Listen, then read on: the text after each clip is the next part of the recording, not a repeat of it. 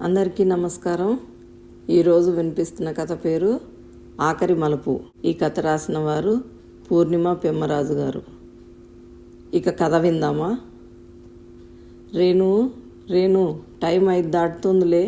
రాత్రంతా నిద్ర పట్టలేదని లేచి కూర్చుంటావు. మళ్ళీ లేచి రెడీ అవ్వు, వాకింగ్కి వెళ్దాం కాసేపు. రాజేష్ మాటలకి బద్ధకంగా కళ్ళు తెరిచింది రేణుక. అబ్బా, నాకు ఓపిక లేదండి, మీరు వెళ్ళిరండి. నైట్ అంతా నిద్ర పట్టలేదు, మత్తుగా ఉంది, అందుకే నేను రాలేను. రేపటి నుండి వస్తాలేండి. రేణుక మాటలకి చిరాకు వచ్చింది రాజేష్కి. ఏమిటి రేణు ఇది? రోజు ఇలానే అంటావు. షుగర్ కంట్రోల్లో ఉండాలంటే వాక్ చేయాలన్నారు కదా డాక్టర్. నైట్ నిద్ర పట్టదంటావు, పగలు పడుకుంటావు. ఇలా అయితే ఎలా? హెల్త్ పాడవదా? నెమ్మదిగా నడుపుకొని ఓపిక చేసుకునిలే. ఇవాళ నా వల్ల కాదండి, రేపు చూద్దాంలేండి.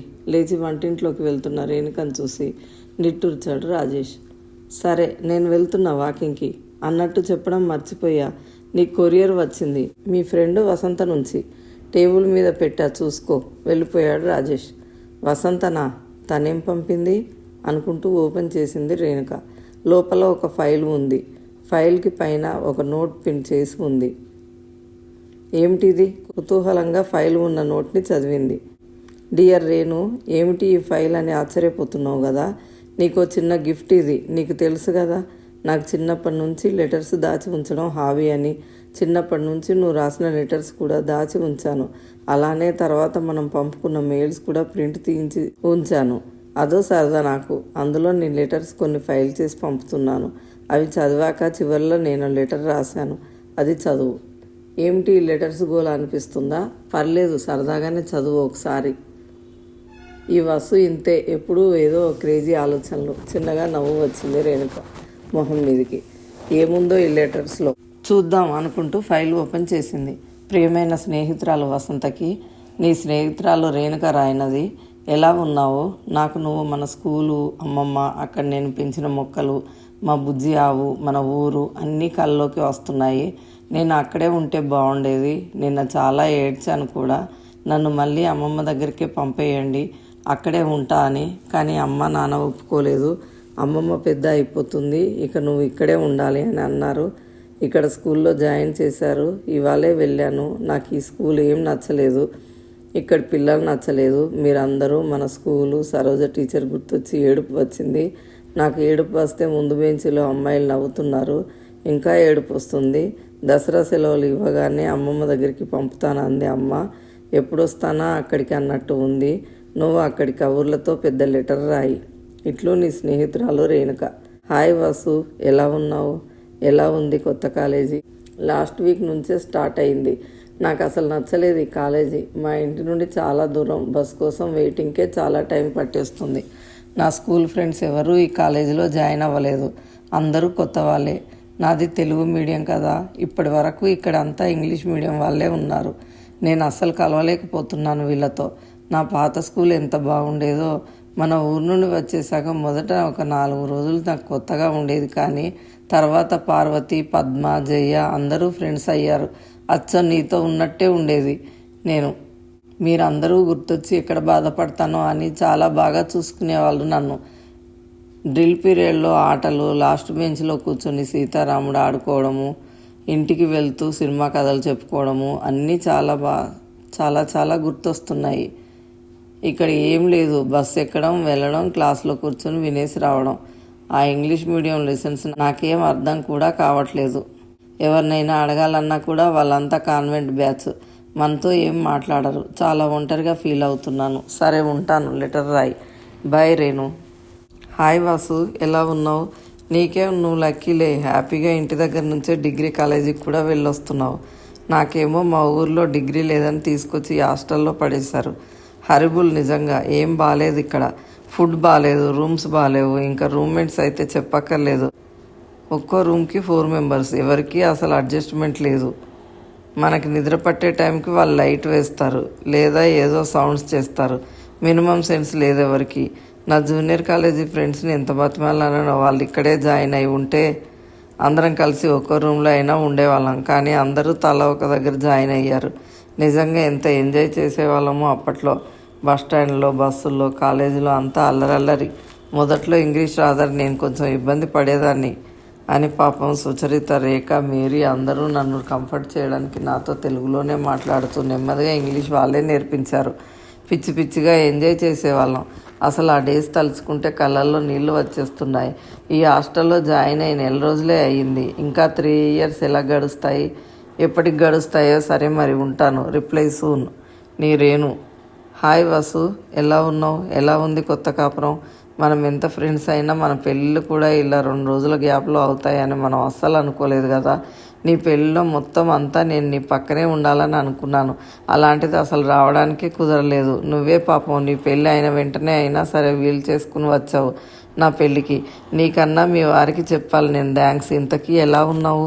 అలవాటు పడ్డావా కొత్త ప్లేస్కి? నాకు చాలా కష్టంగా ఉంది ఇక్కడ. ఈ బొంబాయి మహానగరంలో తలుపు తెరవాలన్నా భయమే. మా వారు పొద్దున వెళ్తే మళ్ళీ నైట్ దాకా కనపడరు. అలా ఇంట్లో తలుపు వేసుకుని కూర్చోవాలంటే అస్సలు ఊపిరాటం లేనట్టుందనుకో. అందులో లాస్ట్ 3 years హాస్టల్లో ఫుల్ ఎంజాయ్ చేస్తూ గోలగోలగా ఉండేదాన్నేమో. ఈ నిశ్శబ్దానికి పిచ్చెక్కుతుంది. ఏం లైఫ్లే హాస్టల్ లైఫ్. ఆ హడావుడి, రాత్రి అంతా కూర్చొని కబుర్లు చెప్పుకోవడం, హాలిడే పార్టీలు, పిక్నిక్లు. అసలు ఆ ఎంజాయ్మెంట్ నార్మల్గా ఉండదు. మళ్ళీ రాదు కూడా. చాలా చాలా డల్గా అనిపిస్తుంది. మరి నీకెలా ఉంది? నువ్వెలా ఉన్నావు? లెటర్ రాయి. ఉంటాను. Bye Renu. Hi Vasu. First sorry చాలా చాలా లేట్గా లెటర్ రాస్తున్నందుకు. ఎక్కడ అసలు ఈ పిల్ల రాక్షసులతో ఊపిరి తీసుకోవడానికి కూడా టైం ఉండట్లేదు. ఇద్దరికి ఏజ్ గ్యాప్ కూడా తక్కువేమో. అన్నింటికి పోటీయే. ఒకరికి వచ్చిందే రెండో వాళ్ళు కావాలంటారు. సర్లే, కాకన్నా నీకే ఎక్కువ తెలుస్తుంది. నీకు ట్విన్స్ కదా. నీకు ఇంకెంత కష్టమో ఊహించగలను. నువ్వు ఎలా చేసుకుంటావో తెలియదు కానీ తల్లి, నాకైతే నీరసం వచ్చేస్తుంది రాత్రి అయ్యేసరికి. ఎప్పుడు పోయి పడుకుందామా అనే తప్ప పర్సనల్ లైఫ్ అనేది ఉంటుందని మర్చిపోయాను. రోజంతా కామ్గా ఉన్న ఇంట్లో నచ్చిన పాటలు వింటూ పెయింటింగ్ చేసుకోవడం, వీకెండ్స్ అంతా మేమిద్దరం సినిమాలకు, షాపింగ్స్లకు, హోటల్స్కి వెళ్ళడం అన్నీ పూర్వజన్మ జ్ఞాపకాల్లా ఉన్నాయి. లేదు సరే, లెటర్ మొదలు పెట్టగానే మా పిల్ల లాగేస్తుంది వచ్చి. ఇంకోసారి అవకాశంగా రాస్తాను. బై రేణు. హాయ్ వసు, బాగున్నావా? మీ ఇద్దరు పిల్లలకి ఇంజనీరింగ్లో సీటు వచ్చినందుకు ఫస్ట్ కంగ్రాట్స్. ఎంత కష్టపడ్డా ట్విన్స్ అవడంతో ఒక్కసారి గట్టెక్కావు నువ్వు.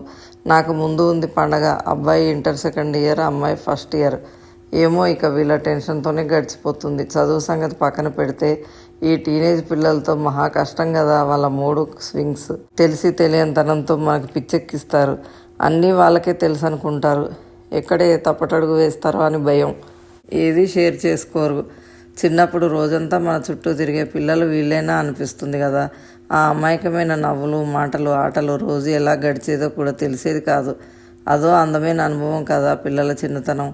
అలా ఉండిపోతే బాగుండేది వాళ్ళు అనిపిస్తుంది నాకు. ఈ టీనేజ్ పిల్లల్ని ఎలా హ్యాండిల్ చేయాలో నీకేమన్నా టిప్స్ తెలిస్తే చెప్పు నాకు. నిజంగా నా వల్ల అవ్వట్లేదు. టెన్షన్తో నిద్ర కూడా పట్టట్లేదు. ఉంటాను మరి. Bye Renu. How are you Vasu? Email ఇవ్వడం నేర్చుకున్నా నేను కూడా.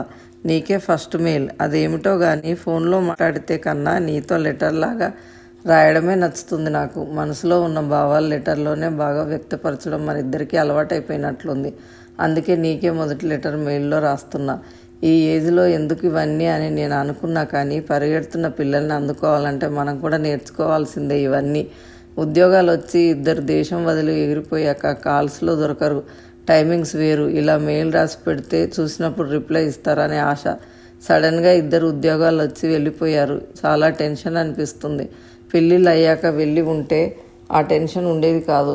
చేసుకోమంటే టైం కావాలంటారు. ఇన్నాళ్ళు అంటే ఇంట్లో నాతో ఉండేవాళ్ళు. నాకు నిశ్చింతగా ఉండేది. వాళ్ళ కోపాలు, అలకలు, టెన్షన్లు, ఫ్రస్ట్రేషన్ అంతా నేను పంచుకునేదాన్ని.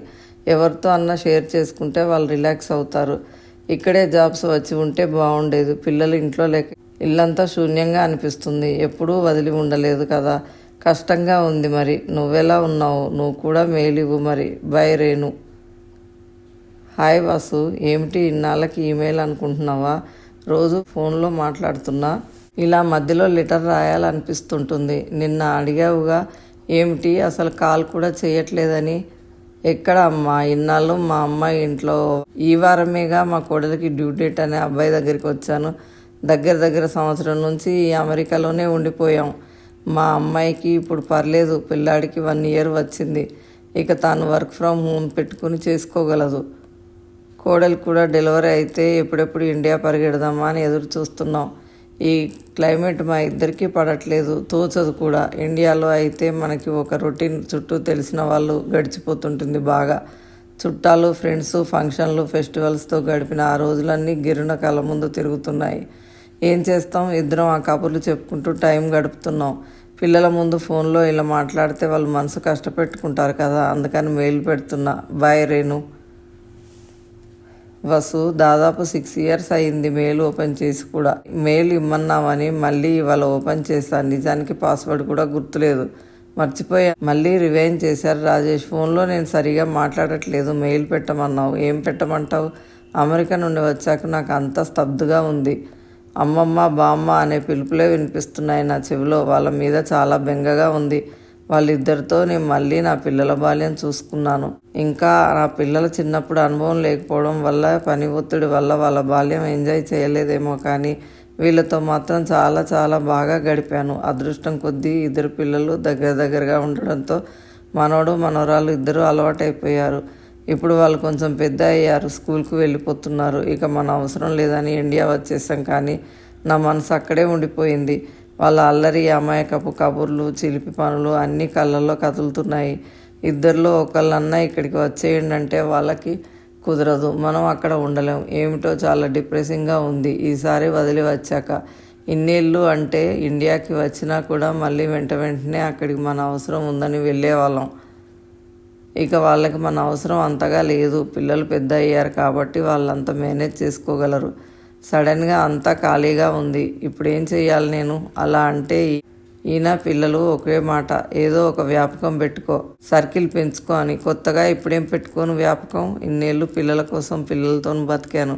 అది తప్ప వేరే జీవితం ఉంటుందని కూడా మర్చిపోయాను. నాకు మా అమ్మాయి పుట్టినప్పుడే జాబ్ వచ్చింది, కానీ 2 చిన్నపిల్లలతో కుదరదని వదిలేశాను. ఎన్నిసార్లు సంగీతం నేర్చుకుందామని మ్యూజిక్ క్లాస్లో జాయిన్ అయ్యి కుదరక మానేశాను, కానీ ఇప్పుడు రిగ్రెట్ అవ్వలేదు. పిల్లల కోసమే కదా ఏం మానేసినా అనుకున్నాను.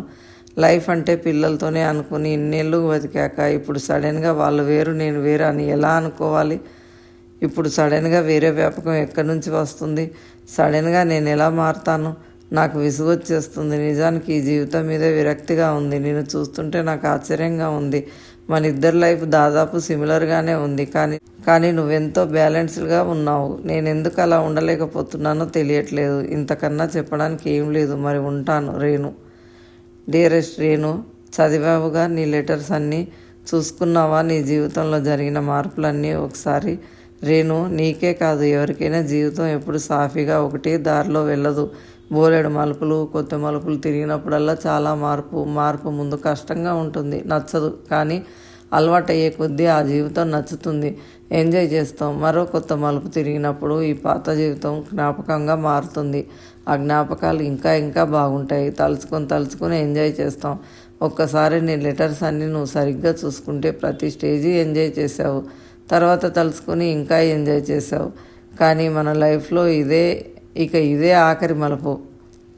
అందుకని మనం జరిగిపోయాక కన్నా జరుగుతున్నప్పుడే ఈ మార్పుని ఆస్వాదిద్దాం. నీ బాధ్యతలు నువ్వు చక్కగా పూర్తి చేసావు. అందరూ హ్యాపీగా ఉన్నప్పుడు నువ్వు ఇలా డిప్రెస్ అయి ఉంటే నీ పిల్లలు బాధపడరా? ప్రశాంతంగా ఉండగలరా అక్కడ?